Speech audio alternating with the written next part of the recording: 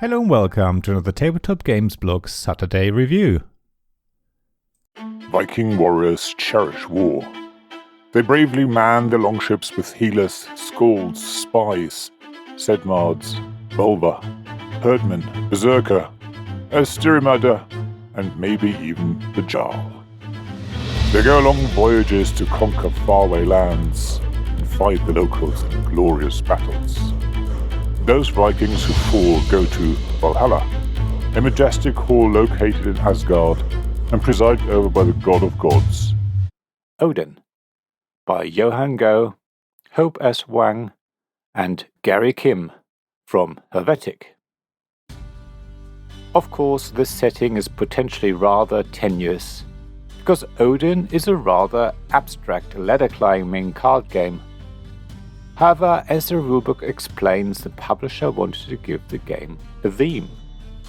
So because the prototype was called Valhalla and already had a Viking theme, they stuck with it. I must say it does work and means that the cards have beautifully illustrated Vikings adorning their fronts.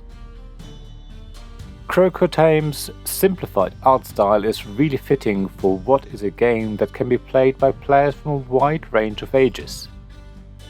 Add to that the fact that Odin works for 2 to 6 players, has very little rules overhead, and a short playing time, and you end up with a great family game.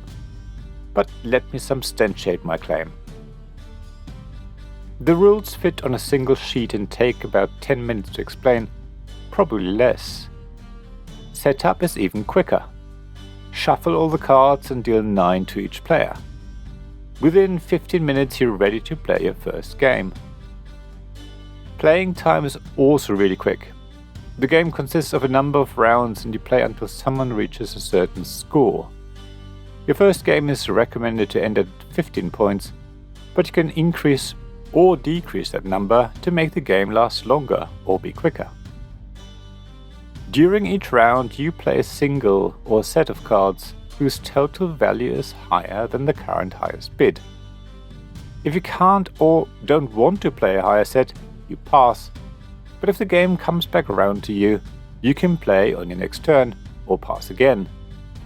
So you're not completely out when you pass. When you do play cards, they all have to be the same color out of the 6 available, or the same number. As soon as someone has emptied their hand, the round ends. Now everyone scores the cards in their hand and adds them to their running totals. If someone has reached the target points decided at the beginning, the game ends and the player with the lowest score wins. Otherwise, you play another round. There are a few more rules that I haven't mentioned, but that's the principle. It's all really easy. You want to be the first to empty your hand and overall have the fewest points. Odin reminds me a lot of Scout, which is no surprise of course. Both are so-called ladder climbing games, where players play more and more valuable sets of cards. However, the similarities don't end there. Both games require players to make a lot of important, if small, decisions, and think about their tactics. You have to decide when to pass and when to break up your sets of cards. There's a lot of subtlety in both games that makes them relatively deep without being too demanding.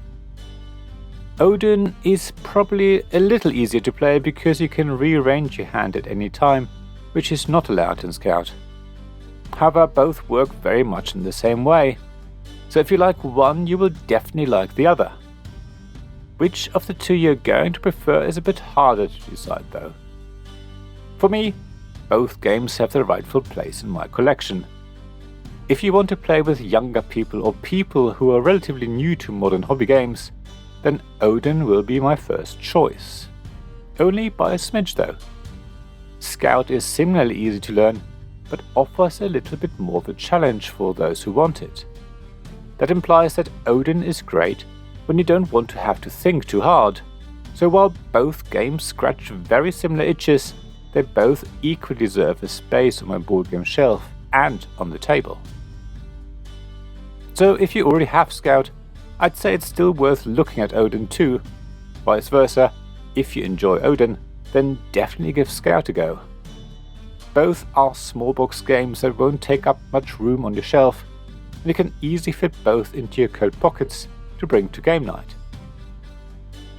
There isn't really anything else to say, so in closing, let me ask you to bring out your brave Vikings and lead them to victory.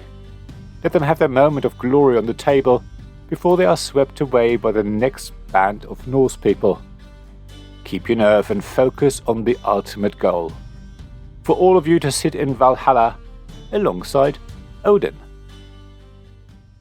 Thank you for listening to this Tabletop Games Blog Saturday Review podcast. Please check the description below for links mentioned in this episode, as well as to the written version of this article on the blog. If you enjoyed this episode, please subscribe, give us some stars or leave a review. Please also tell your friends about me, and if you want to offer financial support, check out my Patreon Ko-fi pages, links to which you'll find in the blog at tabletopgamesblog.com. So thank you again for listening, and I hope to see you again soon. This podcast was made possible by the generous help of my supporters. Royal Patron Sean Newman, Magic Champion John Risley, Castle Guards David Miller and James Naylor, Dice Masters Alex Bardi, Paul Grogan and Robin Kay, and Shining Lights Jacob Davis, Gavin Jones, Sarah Reed and Richard Simpson.